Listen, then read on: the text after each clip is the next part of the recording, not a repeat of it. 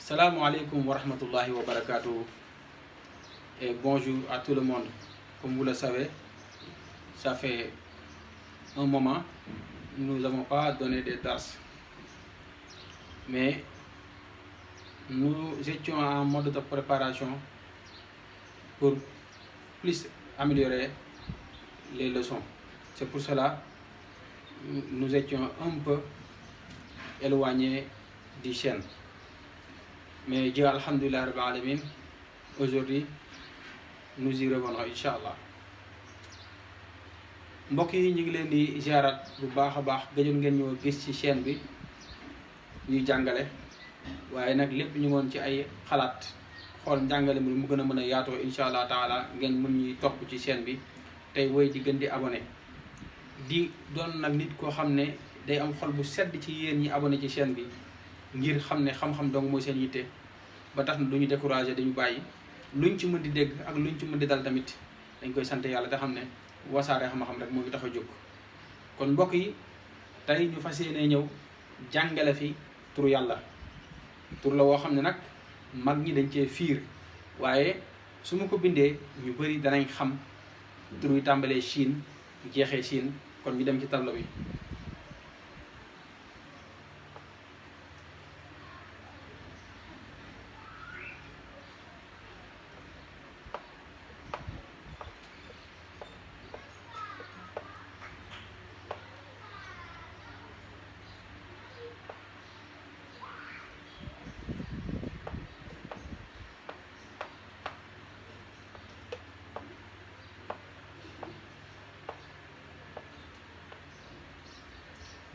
mbokk yi tur wi xam ngeen ko muy Cheikh Diack Aziz Cheikh Moustapha yàgg ngaa dégg ak di ma ci laaj ma bëggoon a xam lan tey nga ma indil comme laaj ci wàllu tur wi. waaw Ousmane tur wi de laaj bi ñu ci indi mooy dañoo dégg ñu bari ñuy wax ne tur wi turu jinne la. bari na ñu koy wax lool. te it mel ni dañ ko réeré ñu bëgg ñu ci ay dars yu wóor ay leeral. yoo xam ne dañ koy tukkee ci alxuraan ak tur yàlla. boo ko defee ñoo xam tur yi lan mooy usoo dama xaram. waaw Cheikh Moustapha ñi am kontante bu baax ci tontuwaat la ci laaj boobu. tur yàlla bii di Cheikh Diack Aziz du turu jinne turu yàlla bu wér la te ci ismu nuzuli la bokk tur yi nga xam ne dañoo wàccin bu leer. pour ceux qui n'entendent pas le wolof, Moustapha m'a posé une question à propos de ce nom. Il m'a dit, beaucoup de gens disent que ce nom est un nom de djinn. Je l'ai dit catégoriquement non, c'est un nom d'Allah. Et je vais vous le montrer, Inch'Allah ta'ala. mbokk yi tur yàlla bii di Cheikh Diack Aziz dafa am ay génnuwaay yu leer nañ yoo xam ne ni moo ñuy jàngal ne tur wi tur yàlla la. boo demee ci suratul qadri muy inna anzalnahu fi laylatil qadri wa ma adraka ma laylatul qadri laylatul qadri xayrun min alfi shahrin tanazzalu almalaikatu ruuhu fiha bi izni rabbihim min kulli amrin salaamun hiya hatta matla'il fajri da nga fa fekk fukki raa juróom yi dañoo nekk ci biir ci digg yi juróom yi nekk ci njeexantal yi. Je veux dire, si vous cherchez le suratul qadri, vous y trouvez 10 ra là-bas. Harf ra, c'est comme ça. Ra égale 200.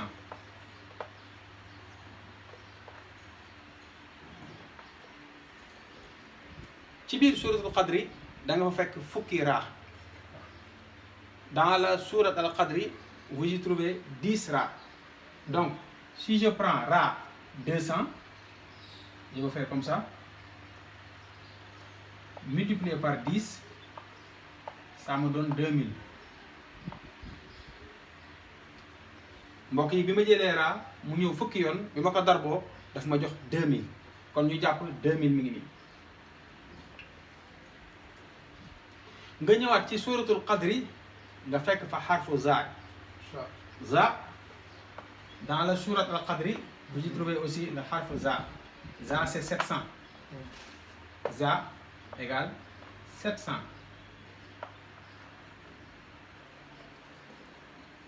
je vais rajouter 700 ici. Et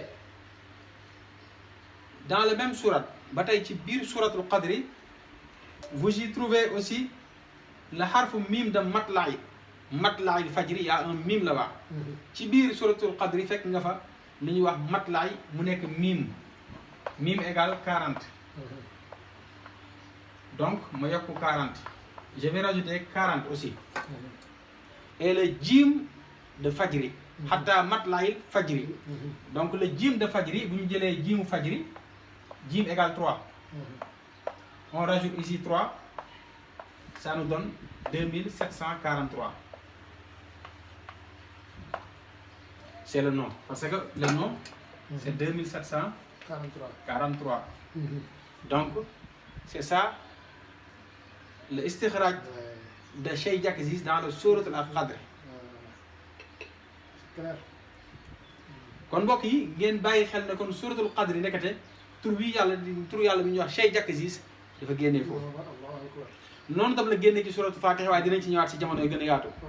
Donc vous savez que dans le suratul qadri vous y trouvez Cheikh Diack Aziz dedans et même que suratul Fatiha, mais nous y revenons Inch'Allah. En même temps Cheikh Diack Aziz a composé 3 versets de Coran. Cheikh Diack Aziz ñetti turu yàlla ñoo ko composé ñetti turu yàlla dañuy ñëw ci benn tur bi muy wa rafa'naahu makaanan aliyan wa rafa'naahu makaanan aliyan égale 635 wa rafa'naa laka zikraka wa rafa'naa laka zikraka égale 1397 et wa ja'altu lahu maalan mamdudan. Autant pour moi. Wa ja'altu lahu maalan mamdudan égale 711. Donc, vous voyez ces 3 versets-là, il y a 635 plus 1397 plus 711 égale 2743. mbokk yi yéen ñi nga xam ne am ngeen seen machine mën ngeen a calculer ñetti aaya yi. wa rafa'naahu makaanan aliyan 635. wa rafa'naa laka zikraka 1397 et wa ja'altu lahu maalan mamduuda 711, ça donne 2743. C'est Cheikh Diack Aziz. mbokk yi gis ngeen ni kon Cheikh Diack Aziz génn na ci ñaari génn yoo xam ne yu leer la yu ñu leen jàngal tey muy benn bi génn ci suratul qadri ak benn bi génn ci ñetti aaya alquran yi. Chers abonnés et non abonnés, on vous a enseigné le nom Cheikh Diack Aziz dans 2 façons différentes. Son istikhraj sur le suratul qadri et son istikhraj sur les 3 versets du Coran. wa rafa'naahu makaanan aliyyan wa rafa'naa laka zikraka wa ja'altu lahu maalan mamduuda. kon Cheikh Moustapha leer na la nañ ñi tey bis ni tey ne la ku la waxati Cheikh Diack Aziz turu jinne la nee ko loolu amut ndax di nga ko mën a indil dalil bu leer. kon mbokk yi bépp turu yàlla buñ lay jàngal nañ la jàngal fa mu génnee ba mu leer nañ nga soog koo mën a jëfandikoo ngir kat dina dimbali ci danger yi nga xam ne moo nekk ci tur yi. Toute personne qui veut faire un zikr sur le nom d'Allah, il doit se renseigner de ce nom et son istikhraj. C'est plus professionnel et plus moins de risque, Inch'Allah ta'ala. kon mbokk yi sagam jàngal nañ leen tur yàlla bii ñuy wax Cheikh Diack Aziz danañ la jàngal tamit naka la Cheikh Diack Aziz génnee ci basmala. Nous vous enseignons encore comment Cheikh Diack Aziz est sorti de basmala. Vous savez, basmala, c'est 19 lettres. Bismillahir Rahmanir Rahim.